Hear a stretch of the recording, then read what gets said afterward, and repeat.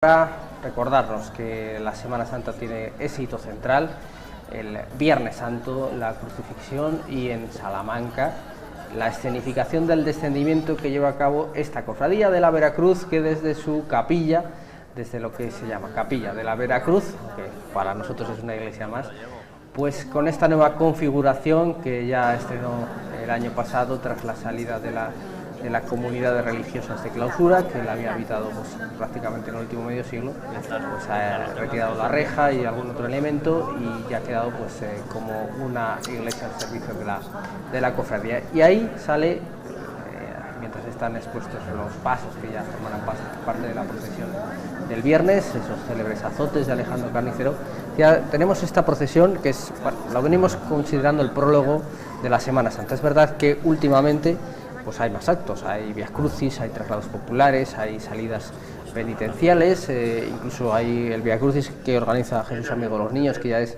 de facto una procesión más, sí, pero bueno, aquí... La Semana Santa empieza el Viernes de Dolores con el Vía Matriz. Es lo que decía, que realmente si tenemos que poner un punto de partida, aunque eso se va complicando cada vez más, es el Vía Matriz, que bueno, también es una procesión que tiene ese carácter popular. De hecho no vemos hábitos, vemos pues, a las personas uniformadas, pero que ha ido pues, configurándose en sus elementos ya también perfectamente estables, y uno de ellos es bueno, pues, el acompañamiento de las autoridades, en este caso el alcalde Carlos García Carballo, y ese momento la primera llamada, la llamada de honor, campanazo también lo dicen los cofrades un poco de manera coloquial, de la primera persona que tiene la responsabilidad de esa primera llamada de la Semana Santa. Cada año eligen a alguien que de alguna manera signifique algo para la cofradía o para lo que es la Semana Santa.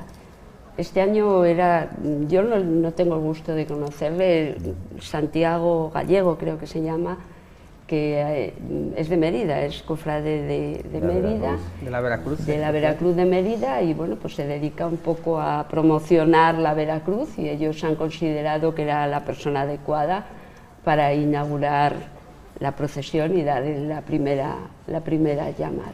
Sí, además es una persona que se le distingue por su carácter también de recopilación de las medallas de la Veracruz, ha colaborado con las cofradías, y bueno, pues es una persona que ha hecho ahí un trabajo pues soterrado pero importante para la cofradía, que otro de los elementos también que ha consolidado es el acompañamiento musical. Lo veíamos también antes en este caso con el trío vocal que acompañaba al Cristo de la Humildad. Aquí es el propio coro de la cofradía el que este día sale acompañando a la imagen de Nuestra Señora de los Dolores. Ahí lo tenéis.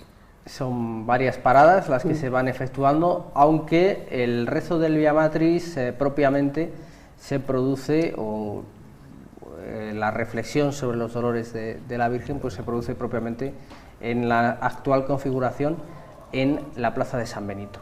Porque decimos, ahí estamos viendo la salida una salida siempre complicada, la de la Veracruz, porque decíamos que es una imagen excepcional. La imagen es maravillosa, de verdad. La hicieron un poco fijándose en la de Juan de Juni, pero yo creo que la de Juan de Juni es como más desgarradora, esta es mucho más dulce. La de Juan de Juni llama mucho a la piedad, igual que esta, pero es desgarradora total. Y esta, dentro de esa angustia, es también como con una mirada más dulce, como mirando al cielo diciendo qué me pasa. Es la imagen adecuada para los dolores. Felipe de Corral yo creo que sí se inspiró en la de Juan de Juni, pero también supo darle su impronta o su manera de hacer, y yo creo que son muy diferentes dentro de la igualdad que tienen en cuanto a su estructura y a su manera de ser. Bueno, hemos intentado coger ese plano corto de esta persona este hermano que portaba a Nuestra Señora de los Dolores. El año pasado se llevó pues un disgusto tremendo tal día como hoy, porque en principio era el último año que iba a salir. Fue una historia muy bonita que recogió nuestro compañero Ángel Benito en la Gaceta, y también en otros medios de comunicación apareció reflejada, y bueno, pues se quedó con el disgusto de pensar que no iba a poder salir. Yo esta mañana, cuando preparaba las imágenes, me he llevado la alegría de ver que estaba ahí, con otras personas también cofrades muy reconocibles. Tenemos a Tomás, que bueno, también nos ha ayudado este año de manera especial con la elaboración de la revista Christus. Aquí tenemos al presidente de la Veracruz, Antonio, que también ha hecho lo propio, acompañado de don Pedro, el capellán de esta cofradía. Decía Franque, esta imagen, que el tema Felipe del Corral que introducía Marisa es lo que viene en las guías, aunque es un elemento en franca discusión por las características de una persona que no precisamente ha pasado a la historia por la calidad que tiene esta imagen. Es prácticamente inaudito que fuera así. Si alguien fuera capaz de hacer esta obra, que no se le conociera más. Tampoco se sabe pues lo que era casi un cantero, ¿no? Podríamos decir que pudiera hacer en madera esta maravilla, pero es una de las grandes devociones históricas, esto sí, de Salamanca. También hay que tener en cuenta que los artistas eran versátiles. Tenemos a José Manuel Lara, apellidado Churriguera, que él trabajó la madera. Tenemos, por ejemplo, el paso de Jesús Nazareno, pero también trabajaba la piedra. La estatua de San Sebastián, que hay en la portada de la parroquia de San Sebastián, es suya, y otras muchas. Y trabajó incluso pues, la madera en el coro de la Catedral Nueva. O sea, era gente versátil. Lo que sí es cierto es que yo a día de hoy todavía no sé la fecha exacta en que hicieron esta imagen. Hay gente, incluso hay publicaciones de Semana Santa que hablan de 1710, 1714, 1727... andan en un arco muy amplio, pero sí dicen que es más o menos en la segunda década de los 1700. Y lo que decía Marisa, Juan de Juni hizo algunos arquetipos de escenas, de imágenes, que los copiaron los posteriores, incluido Gregorio Fernández. Las Angustias de Juan de Juni de Valladolid, que habéis comentado, está datada en 1561, y 62 años después, en 1623, Gregorio Fernández hizo su Dolorosa. No tiene 7 puñales, tiene 1, pero es el mismo arquetipo. Y luego, ya en el barroco más avanzado de Felipe del Corral, atribución hoy en día, la vemos mucho más reelaborada la imagen. Luego, pues por ejemplo, tal como la sacan ahora, que prácticamente es lo que llaman una mesa, una plataforma de madera, es más fácil apreciar la belleza de la imagen.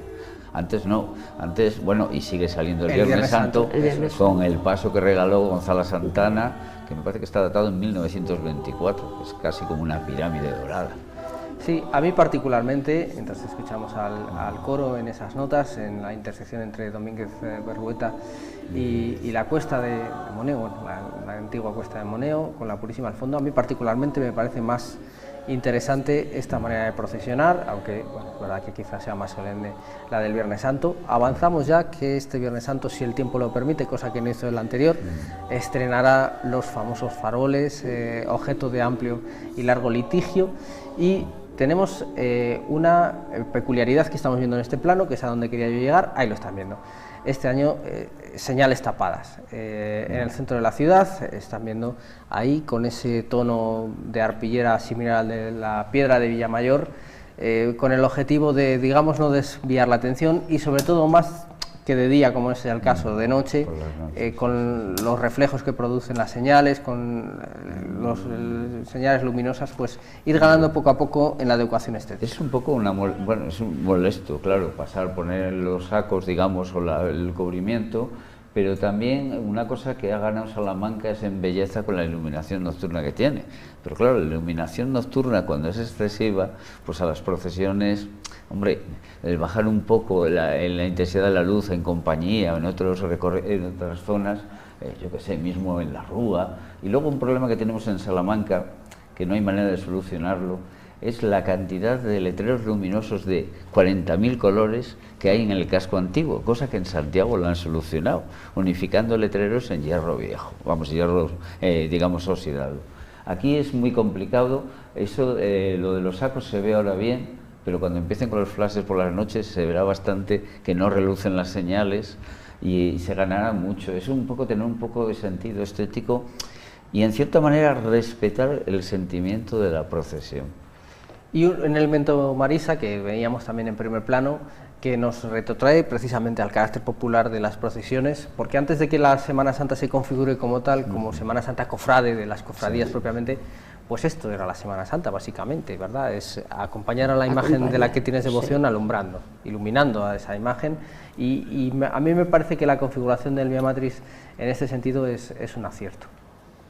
La mayoría de la gente es de la cofradía, es decir, llevan, como veis, el escapulario de la Virgen y la medalla de la cofradía, pero vamos, que está abierto, está publicado, que puede ir cualquiera que tenga devoción a la Virgen, alumbrando, de negro, y con ropa oscura y acompañar a la Virgen. Y realmente esto eran las procesiones, luego pues se ha ido evolucionando un poco, como tú dices, y ya llevamos otra historia, llevamos hábitos, pero bueno, esto también está bien, y es acompañar con un sentimiento popular, con un sentimiento de cariño a la Virgen, rezar, que también es el sentimiento de una procesión, y bueno, pues es el principio de algo. El principio de algo. Ahí vemos las 7 espadas que fueron objeto de un estudio pues aeronáutico, ni más ni menos, para poderlas mantener después de la restauración de la que fue objeto, y el hábito que no está, pero en cierta manera sí está, porque se juega con ese azul, que es el color, ¿no? De hecho, vosotros los cofrades, a los de la Veracruz, en gran medida los llamáis los azules. Los azules, sí. Hombre, las espadas decían también que es que dañaban la imagen, porque con el movimiento, si no estaban bien sujetas, se podía dañar la imagen, pero también es que la imagen gana mucho con las espadas, y es realmente lo que se va a rezar aquí. Vamos a rezar, o vamos a ver un poquito, a meditar los 7 dolores de la Virgen, que son esas 7 espadas cuando el anciano Simeón le dice: una espada de dolor atravesará tu corazón, y nosotros lo hemos hecho en vez de en una, en 7, pero realmente es una espada que se puede dividir en esos 7. Las personas que profundizáis en las leyendas, decimos, cuando algo genera leyenda es que cala en el pueblo. Algo tiene que haber de algo verdad. Tiene que haber de verdad, algo tiene que haber de interés. En la Veracruz, como espina dorsal en gran medida de la Semana Santa de Salamanca, hasta que la congregación de Jesús Nazareno le consiguió arrebatar el monopolio, consiguió también tener permiso para hacer su procesión, pues claro, tiene todo este peso de muchos siglos. Aquí, ¿verdad?, pues hay muchas leyendas en torno a esta imagen, que ya decimos que es una de las grandes devociones, con su camarín, precisamente también realizado gracias a la donación de Gonzalo Santana. Se dice que fue traída en procesión desde Madrid, desde el taller del escultor, pero claro, si no sabemos ni siquiera quién fue el escultor, mal vamos a saber de dónde vino en procesión. Y también tiene esa otra leyenda un poco más... bueno, no sé ni qué calificativo ponerle, de un obispo rescatado que le obligó a cortar un pie, de lo que la cofradía asegura y reasegura que no hay ninguna constancia ni en el análisis de la imagen ni en sus archivos, así que, pero bueno, no, es lo que decimos, igual que se le ponía mote a una figura, bueno, pues se iba generando cierta Tampoco leyenda. Tiene que ser tan extraño, porque todos hemos conocido, bueno, incluso cuando lees novelas o literatura prácticamente del siglo, la Regenta o similares, ya no digo el escote, es que enseñarle el pie a una mujer era una cosa, vamos, muy indecorosa. Una virgen, ya no digamos. De todas maneras, no hace mucho leí un informe, creo que fue el año 2000, cuando Uffizi restauró la imagen, y había también el anexo del estudio de la sociedad aeronáutica, etcétera, por lo de la tensión de las espadas. Lo que sí es interesante es que hablaban de ellas, y hay documentación de que son de 1870, regaladas por Teresa Zúñiga. El corazón, que está debajo de la mano, y las espadas. Pero también aluden a que hubo otras antes, o sea que siempre debió de estar con espadas, cosa que la de Juan de Juni parece ser que no. Se las incorporaron luego se las quitaron por las tensiones, y sí es cierto que, bueno, acaba de pasar cerca de Monterrey, cerca de donde estuvo la casa de Gonzalo Santana, donde ahora van a hacer un hotel, y claro, la camarera se volcó en su cofradía, pero también se volcó con la parroquia, la naciente parroquia de la Purísima. Fue una de las mayores benefactoras, regaló el órgano que tiene la iglesia de la Purísima. Y lo de las leyendas, hombre, yo las leyendas son leyendas hasta que empiezas a encontrar algo de verdad, y si le cortaron el pie, yo a mí no me extrañaría lo más mínimo. No más, hombre, las lágrimas de la soledad, claro, qué mejor que copiar unas lágrimas reales que no inventártelas. No creo que sea una leyenda, por esas épocas no era tan raro que encontraran indecoroso que la Virgen enseñara un pie. En todo caso, el único registro documental que se tiene, o el primero, mejor dicho, teniendo en cuenta que gran parte de ese archivo está perdido, lamentablemente, o es ilegible por las malas condiciones de conservación, son unos familiares de la persona que pagó esta imagen que, pues que pide que efectivamente sea sacada en procesión. Esa es la única constancia, lo cual, por cierto, hace dudar de esa fecha de 1710, que parece muy temprana, y para el propio Felipe del Corral, si admitiéramos que fuera su autor, pues también no es. Bueno, que también circunstancia nos permite esta imagen. Hemos asistido en directo, en vivo, al paso del Cristo de la Humildad. Parece que incluso el espacio, siendo el mismo, esta plaza de San Benito, cambia en función de la procesión que tiene, cambia en función del público, parece mucho más solemne en esta ocasión, parecía más angustioso o penitencial con el paso del Cristo de la Humildad. Es ese diálogo entre las procesiones y los congregantes. Claro, es que las procesiones tienen, digamos, una ubicación en un determinado lugar. Entonces, cuando ese lugar tú lo distribuyes de una manera, pues parece otro. Y el tamaño del paso, la gente que acompaña, la gente que está viendo, hace que todo cambie. El dónde coloques el paso, dónde coloques la gente, el micrófono que se va a leer, todo hace que parezca un espacio distinto, siendo el mismo. Es un gran teatro de sueños y de sentimientos estos días, el centro de Salamanca.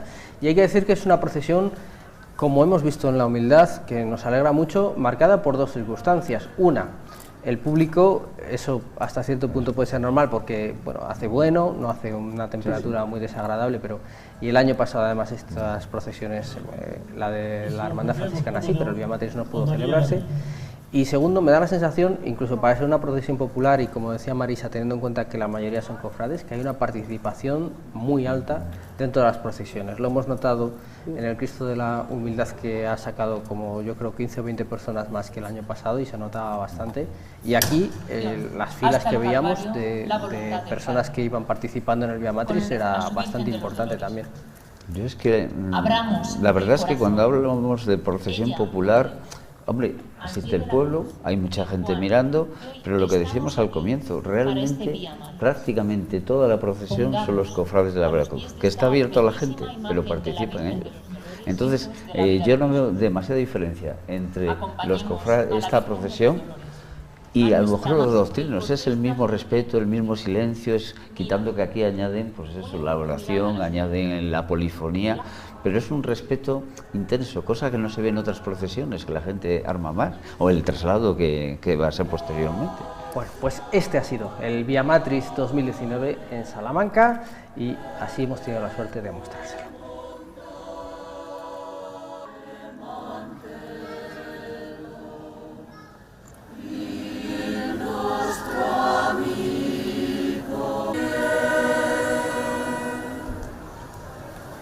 Israel, y a ti misma